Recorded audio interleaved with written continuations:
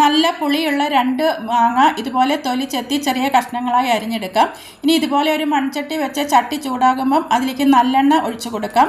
എണ്ണ ചൂടായിട്ട് വരുമ്പം അതിലേക്ക് ഒരു 1/2 ടീസ്പൂൺ കടുകും ഒരു 1/4 ടീസ്പൂൺ ഉലുവ കൂടി ഇട്ട് കൊടുക്കാം.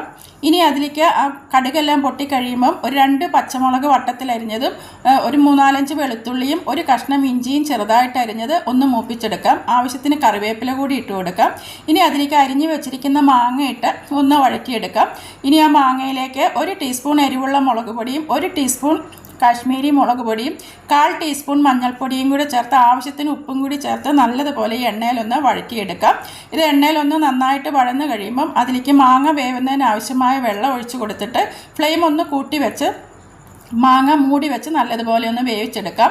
ഇപ്പം മാങ്ങ നന്നായി വെന്ത് വന്നിട്ടുണ്ട്. ഇതിലേക്ക് ഒരു 1/4 ടീസ്പൂൺ ഉലുവ വറുത്ത് പൊടിച്ചതും ഒരു 1/4 ടീസ്പൂൺ കായത്തിൻ്റെ പൊടി കൂടി ചേർത്ത് കൊടുക്കാം. എന്നിട്ട് വീണ്ടും നന്നായി ഇളക്കി യോജിപ്പിക്കാം. ഇനി ഇതിലേക്ക് 2 അച്ച് ശർക്കര ഇതുപോലെ ഉരുക്കി ശർക്കര പാനിയാക്കി എടുത്തിട്ടുണ്ട്. അത് ഇതിലേക്ക് ഒഴിച്ചു കൊടുത്ത് വീണ്ടും നമുക്കൊരു 5 മിനിറ്റ് നല്ലതുപോലെ ഈ ശർക്കര പാനിയിൽ ഇട്ടിട്ട് ഇതൊന്ന് വേവിച്ച് കുറുക്കിയെടുക്കാം. ഒരു 5 മിനിറ്റ് കഴിയുമ്പോൾ നമുക്ക് ഫ്ലെയിം ഓഫാക്കാം. നല്ല രുചിയുള്ള ശർക്കര മാങ്ങ അച്ചാർ